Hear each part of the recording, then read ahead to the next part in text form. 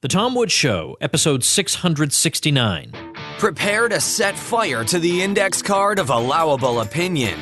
Your daily dose of liberty education starts here. The Tom Woods Show. Hey everybody, Tom Woods here. We're talking today about this whole rape culture thing, and we're talking about it with Wendy McElroy, who's the author of a brand new book on this very subject called Rape Culture Hysteria: Fixing the Damage Done to Men and Women. Wendy McElroy has written many books over the years. She's a well-known libertarian. She describes herself as an individualist feminist. She has a weekly column at foxnews.com, and she joins us today to talk about this increasingly important topic. Wendy, welcome to the show. Thank you so much for having me. What a provocative book this is, but yet so sadly necessary. So I just told people about it, gave them the whole title. Now, I guess this has been going on for some time. Was there a breaking point where you said, all right, that's it, I've got to write a book about this? What made you just say enough is enough? I think it was cumulative. There was no one breaking point, but if I were to identify a point that I made that decision, it was at a university debate I had at Brown with Jessica Valenti, who is being key in developing the whole rape culture psychology and politics. That was just, the Empress had no clothes. I sat there and I looked out at the audience of what should be Ivy League students, and I realized that they could not process beyond the dogma of what they had been taught very simple concepts. And it wasn't that I got upset because of the protests, because the as many debates are, it was on this subject. It was surrounded by a great deal of controversy, including the university president coming out and denouncing me beforehand, and the newspaper in Providence, not even the student newspaper, it happened there as well, coming out and denouncing me, not having heard what I was going to say, but it wasn't even the denunciation, because you get used to that if you're in feminism and a dissenter as I am. You get used to that after a while. There's no intelligent discussion going on, or it's being ignored. So I thought I would do something that could not be ignored. I remember when I was in college that there were these rape statistics, and it was 1 in 4 women will be raped. Now I think they're doing 1 in 5, which is odd that they've become slightly more reasonable or something. But I remember that statistic being plastered on kiosks all over campus. But I don't remember this concept of the rape culture. And I haven't really even heard people talk about it except to oppose it. And I think you would hear it generally only if you're on a college campus and you're hearing student activists or left-wing professors. I don't really hear this discussed in civil society, or maybe I'm just not listening for it. I think you're not listening for it. There was a very important meeting a few weeks ago of the American Law Institute, which is sort of below the radar of most people. But what it is it's a huge organization of lawyers, ex-lawyers, judges, law professors, people with basically who make their living from the law. And they're very, very influential in that they look at the legislation that exists now or should exist, and they draft model law or revise the laws so that they're what they consider to be model now. Why they are influential is because state legislatures tend to adopt these the models almost verbatim, or they basically change them in order to reflect regional politics. And what comes out of the ALI is pretty much what spreads across the nation, in a few years. ALI was debating, and there was a very strong contingent trying to push through what was called yes means yes, affirmative consent laws. That's one of the hot things in the rape culture society now.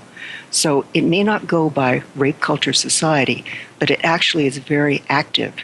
That concept, fortunately, was defeated because there was an awful lot of opposition from people who have sanity in the area of sexuality and who want to return to sane definitions within the law. Can you just explain the idea of rape culture? I think I have the gist of it, but I'd like to know exactly what they mean by it. Okay, they mean that when you say rape culture, it's like saying war culture. It means that the culture is defined by this adjective before it. And a good place to start, if you don't really have a background in it, is the idea of Susan Brown Miller's defining the book Against Their Will. And that basically said that all men are rapists. You're a rapist. It doesn't matter if you've ever raped anyone. It doesn't matter if you would come to the defense of a woman being raped. You are a rapist. And by that, she means that you benefit from the patriarchy. The patriarchy being male culture, especially white male culture, and often capitalism is thrown in. Now, the main tool of oppression by which all men oppress all women is sexual fear, especially rape, which means that rape is the key to patriarchal power, whether that power is expressed through the wage gap, which doesn't exist, you and I know Right, that. of course. Or whether it's from you opening the door for me, thus insinuating that I don't have enough power to open my own doors. So rape is the key to patriarchal power, to male power, the power of all men over all women. And that's the rape culture. I believe it exists in Afghanistan. I do not dispute that there are societies that maybe it's so extreme that they should be described as rape cultures because they're that oppressive to women. I don't see it in North America. As a matter of fact, I see the power differential having been switched and men being basically discriminated against in the law. Let's. I'm skipping a little bit ahead, but I am curious. I had Christina Hoff Sommers on not so long ago, and I did ask her a little bit about the statistical question about actual rapes and the 1 in 4 and 1 in 5 statistic. Is this a matter of they're defining rape in a very broad way? Because it would seem to me that, if anything, 1 in 4 or 1 in 5 should be kind of low from their point of view. It should be a lot higher. But yet, from my point of view, that's shockingly high and absurdly, preposterously high. What's the truth of the matter? I don't know. And anyone who says they do know is lying to you, or they're mistaken. It is such a confused situation. I've recently gone through the 4 major studies and surveys from which most rape stats are gleaned. And the problem is their definitions vary so widely, their methodology varies so widely, their results, it's such a political issue that all you can say is these studies probably set up lower and higher bounds of what the stats are. And if I had to guess, and if you pushed me to the wall and held a gun to my head, because at this point it may take that to get a stat from me, I would say maybe, I don't know, 1 in 30 women. One of the stat that you come up with, 1 in 5, comes from a campus sexual assault study that was done in 2007. And it was done in such a sloppy way that I think it should just be thrown out. When I say sloppy, the methodology was so bad that the researchers considered participants to have been raped even when the participants themselves said, I was not raped. Something like 3/4 of those that were classified as rape victims said to the people, I was not raped. And one of the reasons for that is in the rape stats, one of the big variations you see is sometimes the study or the researcher, if you tell them, I had drugs, I was drinking that night, automatically they classify it as rape, rather than the student themselves saying, boy, that was a mistake. Or I'm not so sure about that. Other studies, such as the National Crime Victimization Survey, doesn't include alcohol, and its rates are far lower.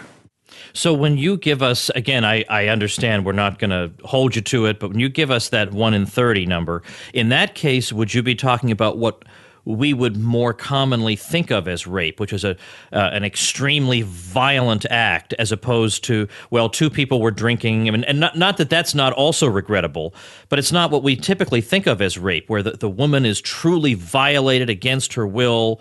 I'm probably getting in trouble even talking about it this way. And I'm getting in trouble. I shouldn't have given you that stat. Yeah, I know it. I know. Let's just finish this out, and then we'll pretend it never happened. Okay. I don't think it has to be violent.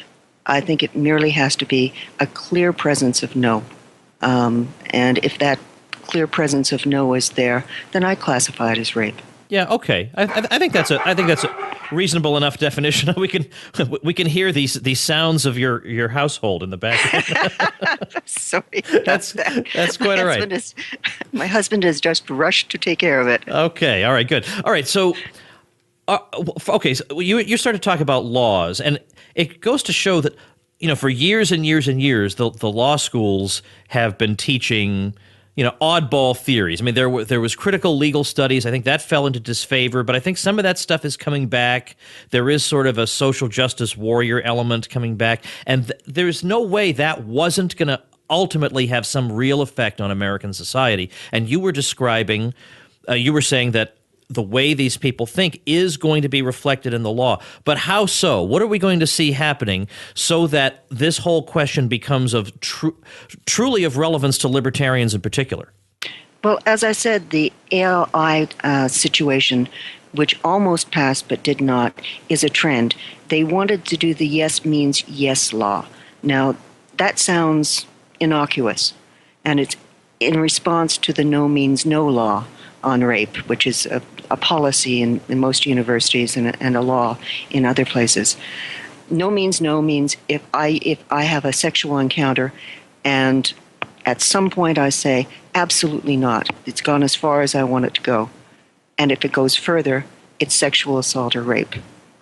Yes means that it's sexual assault or rape unless I give an affirmative yes at every single stage, from being kissed, from being from nudity, from being fondled, or even mid intercourse. And if I don't give a yes, the fact that I don't give a no doesn't obviate the fact that it's rape. Okay.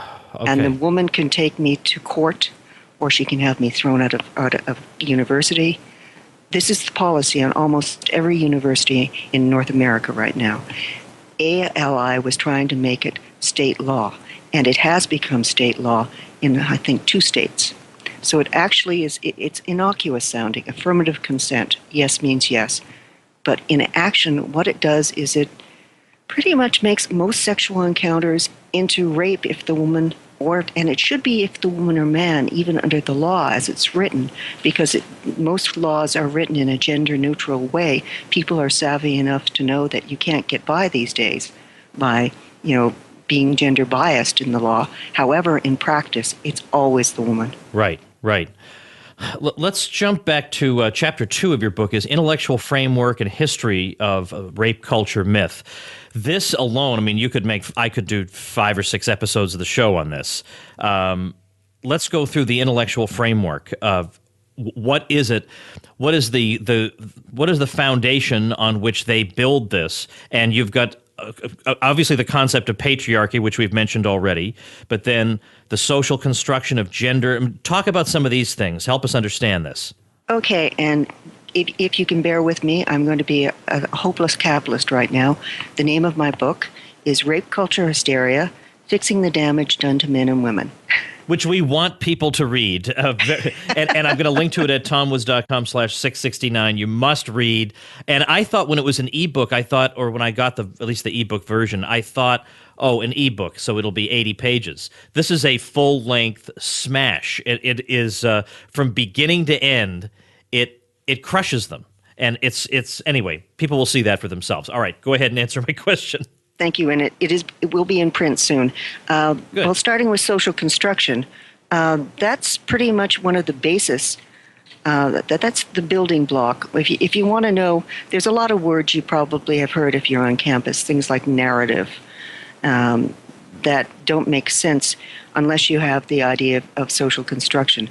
Social construction is the idea, what to many people sounds like a common sense idea until they unpack it. It's that there is an active interaction between the culture and your ideas and your identity and who you are. And that's fine, but it reverses the usual kind of understanding of it. Take Victorian literature, for example. If I said to you that Victorian literature was a reflection of Victorian mindsets, attitudes, thoughts, beliefs, you'd say, yes, of course. And I'd say, well, and it also feeds back into the culture and to the beliefs, and there's something interactive. You'd say, of course. Social construction says that the beliefs and institutions and such of society do not create its literature, do not create its narrative. The narrative creates the actual human beings of society, their beliefs, who they are, their identities, what they are politically. I've often thought that a difference between the left and the right is that the right looks to human nature and it says, what can we say politically based on human nature? How can we get along without violence? And it postulates a society that's peaceful and civil and things like that. The left looks to politics as creating human nature, and it's being the genesis of what human nature and human identity is, like the Marxist man under Marxism. Yeah, and in fact, the parallel to Marxism that I saw is the base and the superstructure. In classical Marxism, the ideas that we have, whether they're religious or cultural or legal or whatever, these are all outgrowths of the of the means of production that are in use at the time. So they don't emerge spontaneously from human beings; they're imposed on them by what they live in. And it sounds like they've taken that and just removed the materialism from it.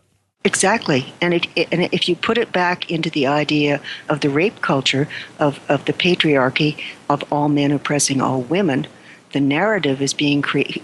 The question is who controls the narrative, which creates society, which creates human beings, which creates the very identities of people, which is why there's such a push to change gender identities, why you can go on Google and be 57 different gender identities if you want.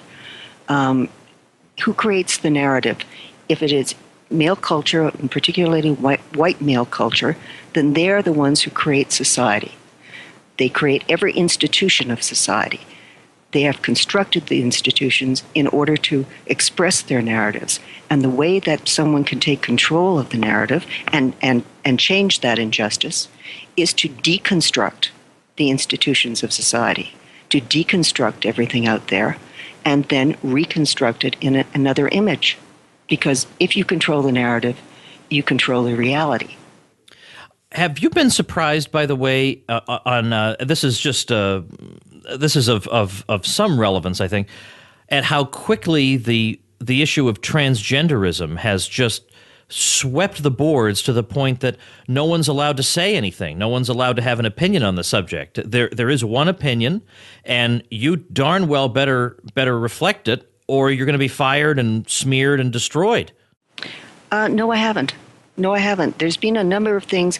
One of the most vicious things about what's going on is so many of these changes have gone under the radar, and they've gone under the radar because they go through cabinets and policies of agencies, government agencies that no one votes on. No one even reads these things.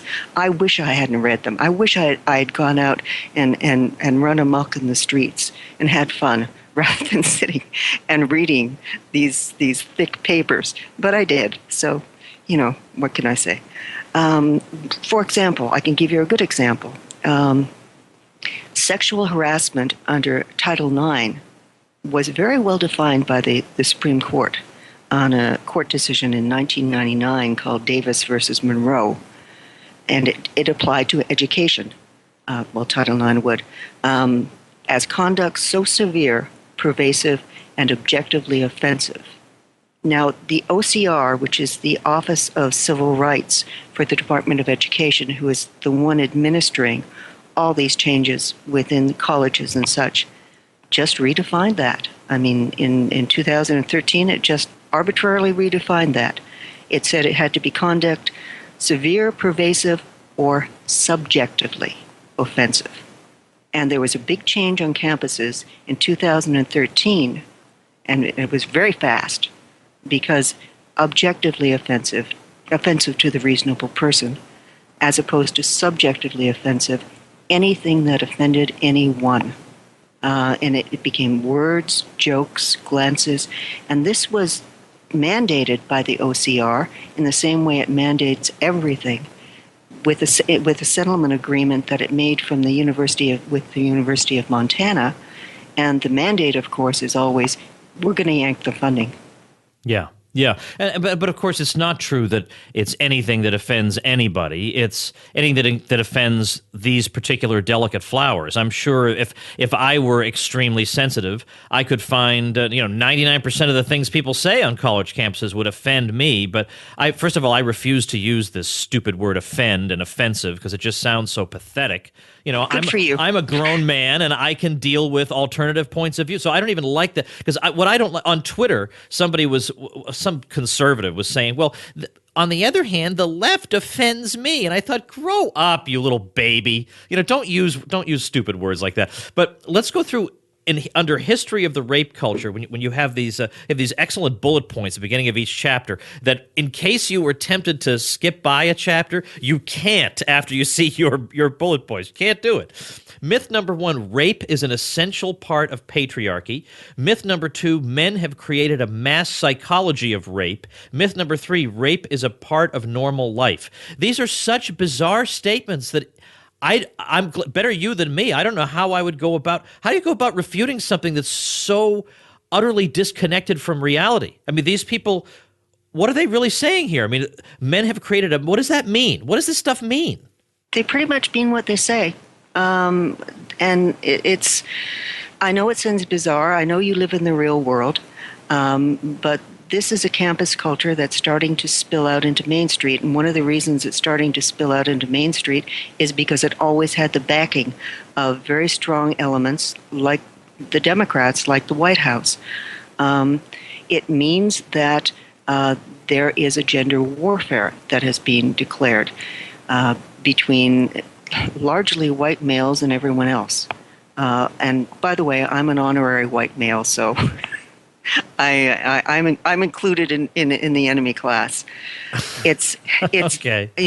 And it's you're quite right. These people are offended by anything. If I can go back to a point you just made, I don't know if you're aware of what happened last night at DePaul University. Oh, I am well aware of it. Yes, well aware of it. And that's he went on his dangerous faggot tour. If Milo didn't exist, we'd have to create him.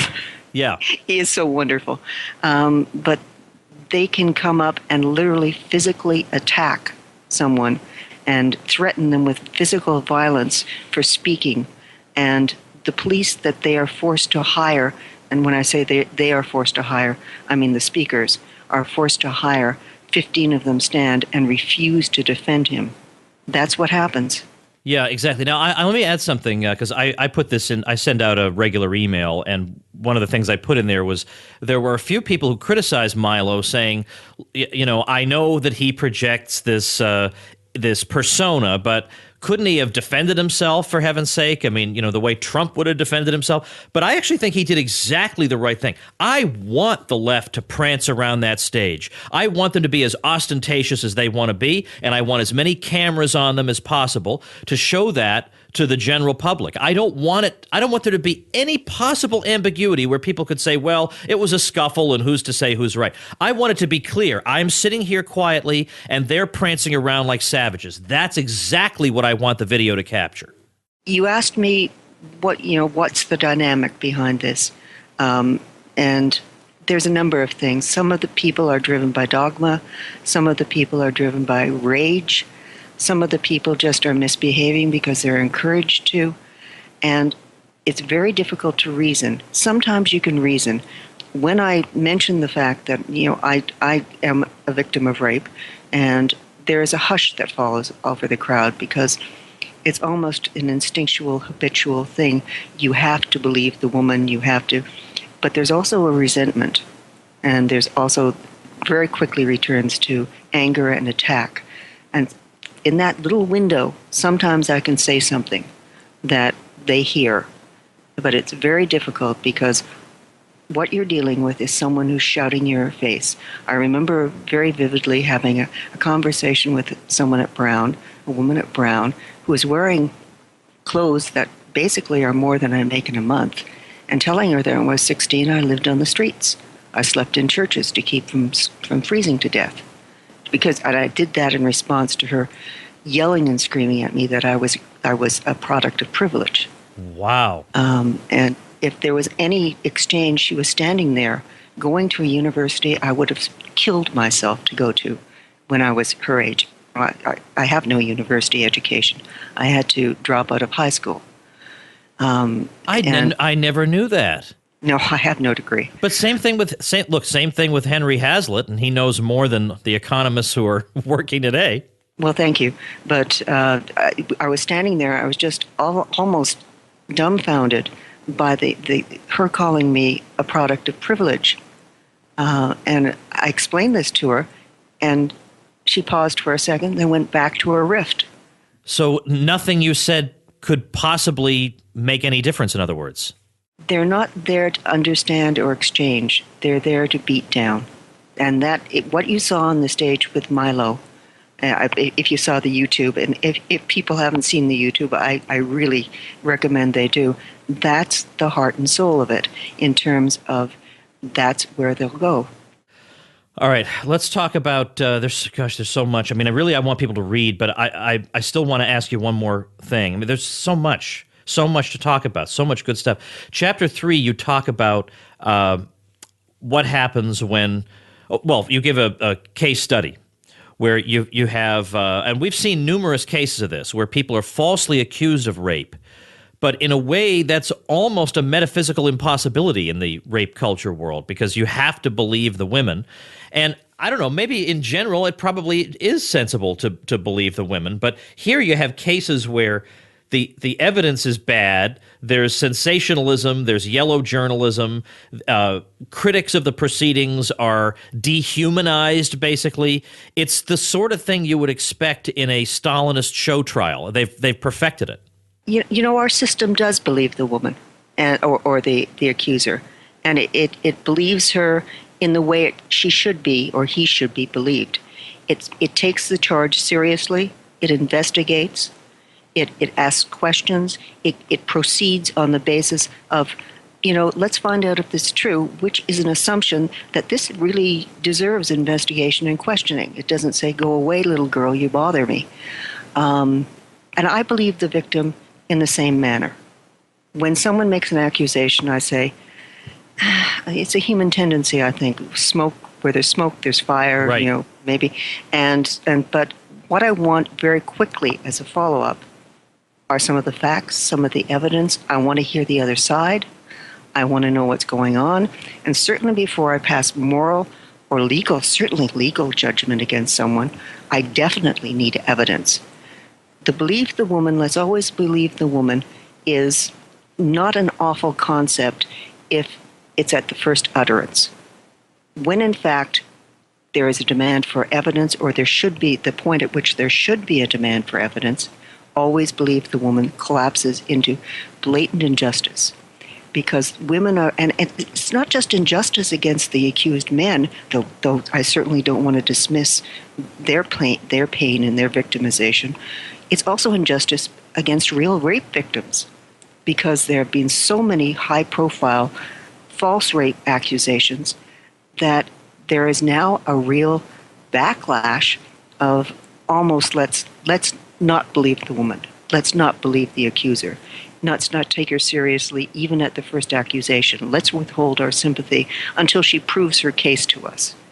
And I didn't feel that way. And I actually fight against feeling that way within myself. But I'm actually starting to get very cynical when I hear a rape accusation because there have just been so many false ones. And what can you expect? This person is always to be believed. This person is never a thief. How many people do you think will break into stores and steal if the pat line is always this person can never thieve? Right, of course. And that leads us into, I mean, of course, your chapter on how it harms men, how this whole way of thinking, how it harms men, how it harms women, how it harms universities. That's fantastic, too. I mean, that could be a book in and of itself. But at the end, when you talk about how this might be fixed, you've got some things that I think a lot of people would be, reasonable people who think this is crazy. A lot of people think this way of thinking is crazy. Return rape to being a criminal matter, demand respect for due process, okay. But then you go on to say, abolish the Department of Education and privatize higher education. I'll let you go after this, but can you just comment on those as fixes to this?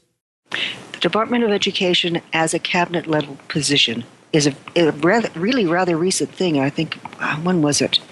I think it was 70. I think it was under Jimmy Carter, yeah. Yeah, it was 72 or something like that. And I should know, I wrote the chapter. But, there's really, what function does it serve? It just is government administration of education, which should be privatized anyway. Just get rid of it. If you got rid of that, you get rid of all these policies, get rid of federal funding given that's my preferred by far solution. Short of that, slash the budget. And because there's no reason, but very, very interestingly, it's being increased. And there's dramatic increases going through in Obama's plans because this is something that they consider you use the word Stalinistic.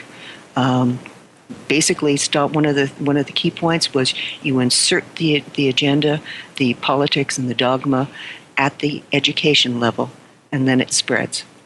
And that's, I think, what they're doing. Well, the book is called Rape Culture Hysteria, Fixing the Damage Done to Men and Women. I'm going to link to it at tomwoods.com/669. And Wendy, if you have a website of your own you'd like to tell people about, by all means, go ahead. WendyMcElroy.com.